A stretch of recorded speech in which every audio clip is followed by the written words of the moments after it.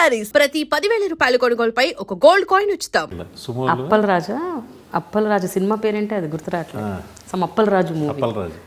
ఆ సినిమాలో ఆ పాటలో మీ మీద కూడా ఒక లైన్ ఉంది, సుమోలతో చేజింగ్లు అలాంటి ఏదో ఉంటుంది, వినాయక్ అని వస్తుంది. అవును.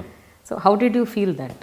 అప్పుడు ఆయన ఆ పాటలో రిలీజ్ ముందే చెప్పారు నాకు, చెప్పారు రాస్తున్నారు మీ అందరూ ఇలా రాస్తున్నారు, ఆయన గురించి ఆయన రాసుకున్నారు కాబట్టి అదే రాయండి సార్. సో రామ్ గోపాల్ వర్మ గారు మీ సినిమాలు చూసి ఎప్పుడైనా ట్వీట్ చేశారా? లేదండి. సో మీరు ఇంకా ఆయన హిట్ లిస్ట్లో లేరన్నమాట. నేను ఆయన ట్వీట్ చేసే హిట్ లిస్ట్లో మీరు లేరు. లేదు, ఆయన పెద్ద డైరెక్టర్స్ని అలాగా ఏమి ఇది చేయరు ఆయన. అవునా? చూడండి, ఆయన ఇప్పుడు డైరెక్టర్స్ మీద ఏం కామెంట్స్ ఉంటాయి, బాగుంటే బాగుందని పెడతారు కానీ బాగోపోతే పెద్ద డైరెక్టర్స్ని ఏమి చేసేది. ఇంకా ఆయన కూడా అంటే అర్థం ఉండదు కదా. కరెక్ట్. బట్ మీకుందండి ఆయనతో అసోసియేషన్? రామ్ గోపాల్ ఇప్పుడు హౌ అంటే ఎలాంటి బంధం ఉంది మీకు ఆయనతో? కలిసినప్పుడు ఆయన కంపెనీ బాగా కూర్చుంటాం, సరదాగా ఎంజాయ్ చేస్తాం. ఏమేం చేస్తారు? మీరు తాగరు కదండి, జస్ట్ కూర్చొని అందరూ బూజ్ చేస్తూనే మీరు పక్కన కూర్చుంటారా? అలా ఏం లేదు,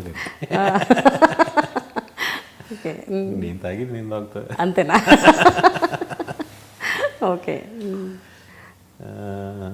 సరదాగా కూర్చుంటాం, అడుగుతాం అన్నీ ఆయన్ని. సార్ శివ అప్పుడే అదేంటి ఇదేంటి హిందీ ఆ సినిమాలు అయ్యి అడుగుతుంటాం, సరదాగా చెప్తూ ఉంటారు. బాగుంటుంది కూర్చుంటే మాత్రం టైమే తెలియదు. వంగవీటి చూసారా? లేదు, చూడలేదండి, నేను ఈ బిజీలో చూడలేదు. అయితే ఇద్దరు గొప్ప హీరోల సినిమాలు ఒకే టైంలో రాబోతున్నాయి, ఖైదీ అండ్ గౌతమిపుత్ర. ఇద్దరు పెద్ద హీరోలు, వాళ్ళకి భయంకరమైన అభిమానులు. Everybody is expecting. యాక్చువల్గా ఇప్పుడు ఈవెన్ చిరంజీవి అభిమానులు కూడా గౌతమిపుత్ర చూద్దాం అనుకుంటున్నారు, బాలకృష్ణ అభిమానులు కూడా ఖైదీ చూద్దాం అనుకుంటున్నారు. నేను అనుకోవడం, I feel because everybody is waiting for both the films. రెండు జానర్ ఫిల్మ్స్ కదండి, రెండు విధాలైన సినిమాలు, అంతే కదా. అంతే. ఒకటి రాజుల కథ లాంటి ఒక మంచి గ్రాఫిక్స్తో ఉన్న సినిమా, ఒకటి ఒక సరదా fun comedy fight action commercial. ఇది రెండు చూస్తారు. బట్ మీకు ఎలా అనిపిస్తుంది చెప్పండి, రెండు ఒకేసారి రావటం? సంక్రాంతి అంటే 3-4 సినిమాలు వస్తాయి కదండి. కానీ ఇద్దరు పెద్ద హీరోలు ఢీ కొట్టుకుంటే కొంచెం జనాలకు కూడా కాస్త కష్టమే కదా. అదే సరదా జనాలకి. అవునా?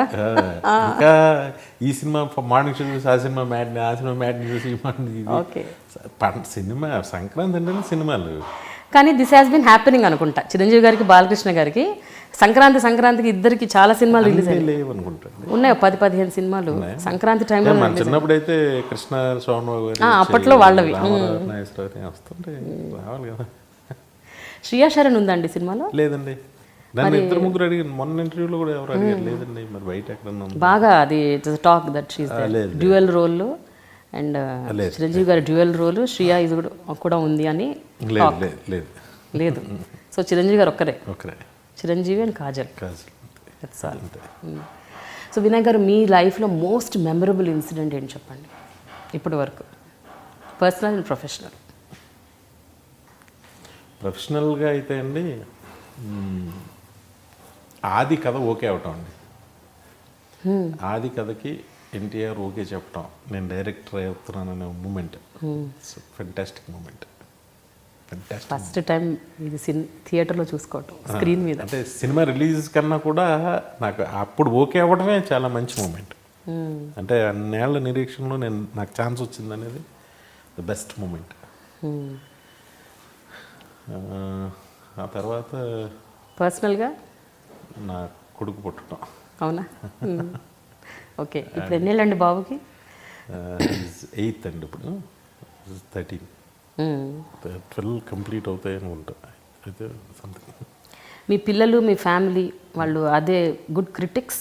మీ సినిమాలు చూసి చెప్తుంటారా? ఏమున్నదండి, ఇలా ఉంది అలా ఉంది అలా బాగుందంటారు అంతే. చెప్పరేమి.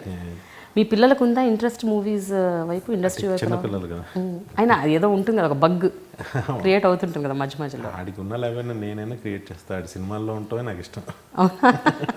మీరు ఆపోజిట్ మీ నాన్నగారికి అయితే. అయితే మీ మ్యారేజ్ కూడా చాలా నాటకీయంగా జరిగిందంట కదా. అవును. ఆది సినిమా క్లైమాక్స్ షూట్ అవుతున్నప్పుడు మీ పెళ్ళైందంట. లేదండి, ఆది సినిమా క్లైమాక్స్ షూట్ అవుతున్నప్పుడు నాకు నిశ్చితార్థం జరిగింది. రిలీజ్ అయిన 1 వీక్ పెళ్ళయింది. అంటే పెళ్ళి టైంకి సినిమా హిట్ అయిపోయింది. ఇంక మా నాన్నగారు పాత ఫ్రెండ్స్ మొత్తం భాష బయటకు వచ్చారన్నట్టు అయిపోయి యాజ్ ఈజ్ పెళ్ళి కాకినాడలో జరగాలి. కానీ మా నాన్నగారు ఏమన్నా బావగారు మీరు తట్టుకోలేరు మా జనాన్ని అని, మా నాన్నగారు పెద్ద క్రౌడ్, చాలా పెద్ద క్రౌడ్ అనమాట అని పెళ్ళి మా ఊరు షిఫ్ట్ చేస్తే అదొక జాతరలా జరిగింది. ఎన్టీఆర్ వస్తే బయటికి ఎలా వెళ్ళాలో అర్థం కాల, ఇళ్ళ మీద నుంచి దూకి వెళ్ళే పరిస్థితి వచ్చింది. సో మీ నాన్నగారు ఏదైతే భయపడ్డారో అది జరగలేదన్నమాట. పిల్లని ఇవ్వరు అనుకున్నారు, మీకు పిల్లని ఇచ్చేశారు. మీ ఆవిడ ఎట్లుంటుందండి? షీఈ్ హ్యాపీ అబౌట్ యువర్ ఇండస్ట్రీలో మీరు డైరెక్టర్గా ఉండటం. Very happy. కానీ అప్పుడప్పుడు బాధపడుతుంటారేమో మీరు ఇలా డౌన్ అయిపోయినప్పుడల్లా. ఏం పెద్ద కాదు, అంత ఇదే ఉండదండి. నేను వాళ్ళకి అస్సలు ఏమి తెలియని, వాళ్ళకి తెలియనివ్వరు, అన్నీ పైనే అంతే. వాళ్ళు ఏముంది, కూర్చుంటాం, టీ అడుగుతాం, కాఫీ అడుగుతాం, భోజనం అనేదని అంతే తప్ప వాళ్ళు చాలా హ్యాపీగా ఉంటారు. నా డాటర్ పసికడుతుంది ఎప్పుడైనా. మా ఆవిడేమో ఎక్స్ప్రెస్ చేయదు కానీ నా కూతురు ఏ daddy why are looking dull అలాంటిది. ఏం చెప్తారు తల్లి అంట, నథింగ్ తల్లి, no something is there, please share with me అంటది. అదే ఏం లేదురా నాన్న అంట.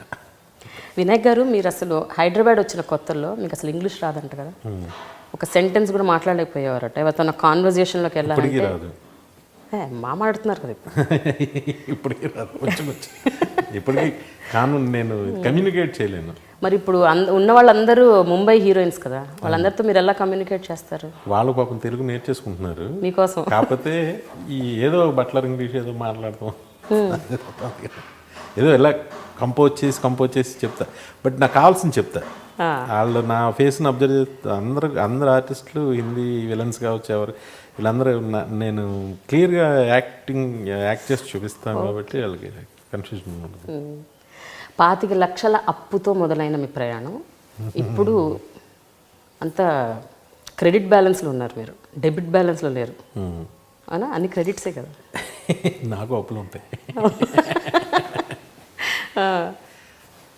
అప్పులు ఉంటాయిలేండి, బట్ అట్లీస్ట్ మీరు మరీ టోటల్ అప్పుల నుంచి బయటపడి మీకంటూ ఒక పేరుని, ఒక సామ్రాజ్యాన్ని సృష్టించుకున్నారు, మీకంటూ ఒక స్థితిని, స్థాయిని పెంచుకున్నారు. సో నేను దాని గురించి అడుగుతున్నాను. కలగా ఉంటుంది నా జీవితం. అవునా? నా జీవితం చాలా కలగా ఉంటుంది. నాకు ఏదో కావాలని నేను అస్సలు అనుకోను. ఇప్పుడు నేనంటా ఇంక దేవుణ్ణి మనం ఏదైనా, నేను మొన్న చాలా సందర్భాల్లో అన్నాను ఆ మాట, మళ్ళీ మొన్న గుర్తొచ్చింది నాకు. కారులో వెళ్తుంటే ఇంటికి బ్యాంక్ ఏటీఎం దగ్గర ఒక క్యూ, పెద్ద క్యూ, నైట్ 8:30కి నైట్ 8:30కి అంత పెద్ద క్యూ అండి. అంటే అందరూ ఇంటికి వెళ్ళి హ్యాపీగా డిన్నర్ చేసి ఫ్యామిలీతో కౌర్లు చెప్పుకుని టీవీ చూసి పడుకోవాల్సిన టైము, అంత పెద్ద క్యూ, అందరూ పెద్దోళ్ళు నుంచుని ఉన్నారు. కారులో వస్తూ పక్కన మా సత్యనారాయణ రెడ్డి అని నా ఫ్రెండ్ ఆయన ఉన్నాడు. సత్యనారాయణ రెడ్డి గారు, మనం భగవంతుడిని ఇంకేదైనా కావాలని అడిగితే మనం గురి తీసేయాలండి, ఇంకా మనం ఏం అడగకూడదు అసలు. చాలా సందర్భాల్లో అన్నాను నేను, మళ్ళీ మొన్న ఆ క్యూ చూసి మనకి టార్చర్ లేదే, దేవుడి దయవల్ల పాపం కదండి, వాళ్ళంతా ఇంటికి వెళ్ళాల్సిన వాళ్ళు కదా. ఈ వయసులో పెద్దవాళ్ళు అందరూ చాలా మనసు ఒకలాగా అయిపోయిందండి నాకైతే 1 అవర్. వినయ్ గారు, ఒక విషయం చెప్పండి, మీ నుంచి ఏమైనా ఒక కళాత్మకమైన సినిమా మేము ఎక్స్పెక్ట్ చేయొచ్చా? అంటే ఏ కమర్షియల్ హంగులు లేకుండా. ఏమో నా లైఫ్లో ఇప్పటి వరకు నేను తీసినవి అన్నీ ఇట్స్ అన్ప్లాన్డ్. నా లైఫ్ వెళ్తూ ఉంది, దాంట్లో ఏమొస్తాయో తెలియదు, రావచ్చు. నేనేమి చేయకూడదని, ఇది చేయకూడదని నాకైతే ఏమీ లేదు. బట్ పెట్టుకుంటారు కదా కొన్ని రిస్క్ తీసుకోవాలి. రాజేంద్ర ఇప్పుడు అనుకున్నారండి అన్నమే తీస్తానని, అడవి రాముడు తీసినప్పుడు అనుకున్నారా? ఆయన వచ్చింది కదా, బై ఏజ్ ఏజ్ వెళ్ళే కొద్ది వచ్చిందిగా. సో 50 ఏళ్ల తర్వాత ఇంకో 10 ఏళ్ల తర్వాత మీరు తీస్తారు. Good good. సో ఈ మధ్య కాలంలో రిలీజ్ అవుతున్న చిన్న సినిమాలు చాలా హిట్ అవుతున్నాయి. కొత్త కొత్త డైరెక్టర్లు వస్తున్నారు, చిన్న కాన్సెప్ట్స్, ₹1,00,00,000 సినిమాలు తీసేస్తున్నారు అండ్ హిట్లు కొడుతున్నారు. అలాంటి డైరెక్టర్స్ సినిమాలు మీరు చూసారా, లేకపోతే వాళ్ళని మీరు ఎంకరేజ్ చేస్తున్నారా, వాళ్ళతో ఇప్పుడు మీరు మాట్లాడి సభాష్ అన్నారా? ఇవి జరిగాయి ఈ మధ్యకాలంలో ఏమన్నా? ఇప్పుడు చాలా సందర్భాల్లో జరుగుతాయండి.